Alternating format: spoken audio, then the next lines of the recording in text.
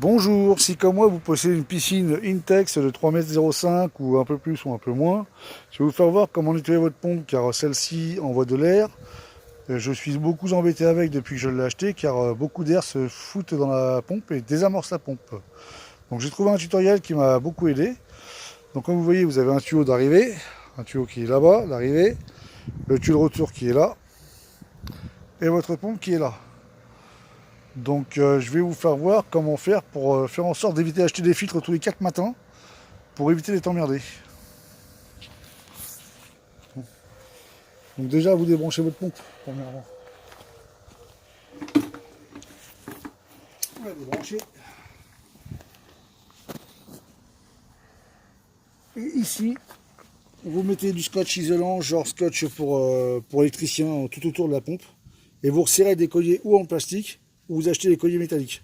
Ça évite que l'air rentre parce que les colliers là sont pas top, c'est pour ça que j'ai mis moi du scotch de peintre, hein, du scotch tout bête. Là c'est pareil, hein, ici j'ai fait la même chose. Voilà, ça évite que l'air rentre dans la pompe parce qu'il y a beaucoup d'air qui rentre et elle laisse beaucoup passer d'air. Donc vérifiez bien le serrage.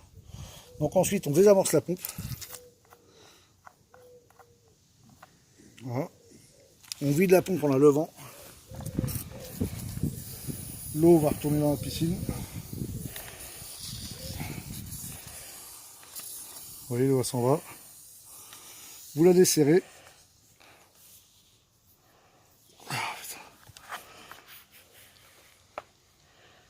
Ah, j'ai trop serré moi. Ah, évidemment, ça fait partie des joies de la vidéo.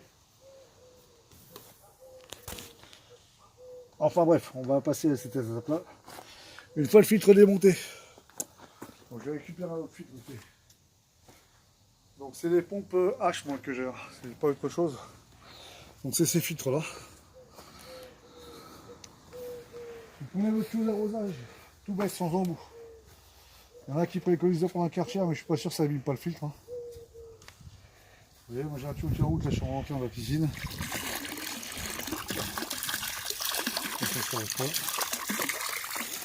Hop.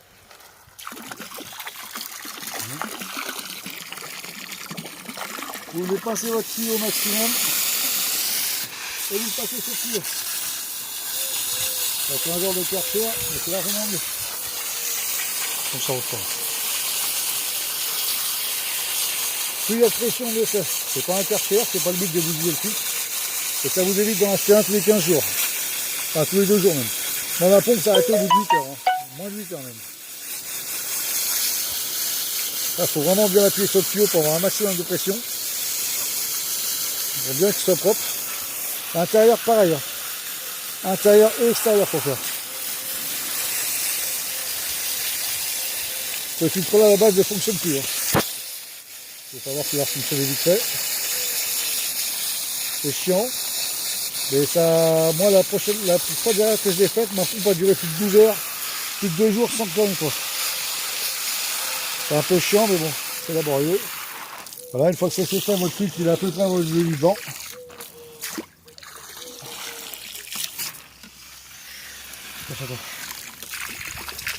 Le filtre il est à peu près à votre niveau vent. Ça va, ça va, ça va. Donc là, vous venez changer votre filtre. Comme je le répète, ce filtre-là, à la base, ne fonctionne plus. Il était complètement bouché. Donc là, on va essayer de bien serrer le filtre. C'est ça, c'est pareil, bien le serrer. On redésamorce. Par contre, vérifiez à bien enlever l'air une fois que vous avez changé votre filtre. Vous voyez, celui-là, ça fait plus de 12 heures qu'il tourne. Il a quasiment rien du tout. Donc, je vais l'enlever pour l'expérience. On vide la pompe, on va les gaz dedans. On fait gaffe que ça ne se renforce pas. On met le filtre qu'on a nettoyé, qui est tout beau, tout propre, comme s'il était neuf. On remet ça ici. Ça ici. Voilà. On ne serre pas trop pour vidanger l'air. L'eau va se réinstaller dedans.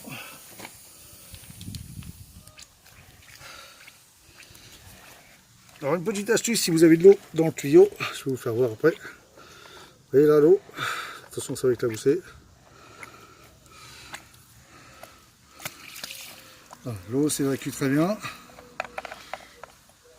On voit bien que là il y a de l'air et ça va foirer. Donc dans le tuyau, vous le levez. toutes les bulles d'air, elles montent. Et vous faites ça tout le long du tuyau. Jusqu'à l'entrée d'air, l'entrée d'eau.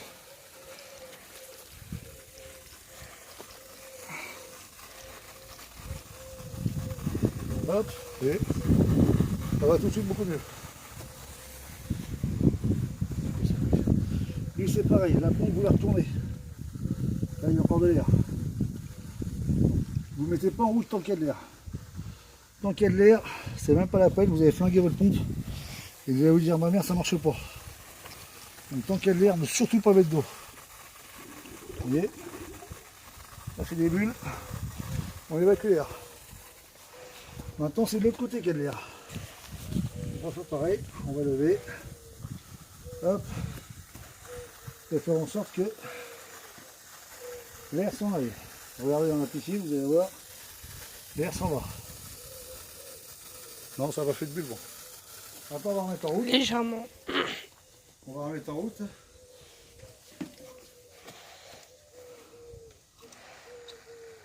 On va voir ce que ça donne. Votre pompe fonctionne parfaitement. Et regardez le débit qu'elle a. Là, le débit qu'elle doit trouver bien. Et la base de filtre était propre, nickel comme. Donc voilà, là vous êtes parti pour au moins 2 ou 3 jours de filtration tranquille. Bien vérifier le serrage de votre pompe, qu'il n'y a pas d'air qui rentre. Mais quand je vous dis, mettez du scotch ici, du scotch d'isolant électrique, ça fait très bon joint. Et changez les colliers au pire. Moi je ne l'ai pas changé, mais bon. Bon, ça fonctionne comme ça, mais bon, changez-le si vous pouvez. Et le filtre là, vous voyez, celui-là il est quasiment pas encrassé. Un bon coup de jet, ça prend pas de temps. Et ça évite d'acheter un filtre à 2 € tous les jours. Parce que moi c'était tous les jours. Hein, donc voilà, j'espère que cette vidéo vous aura été utile. Je vous dis à la prochaine. Ciao.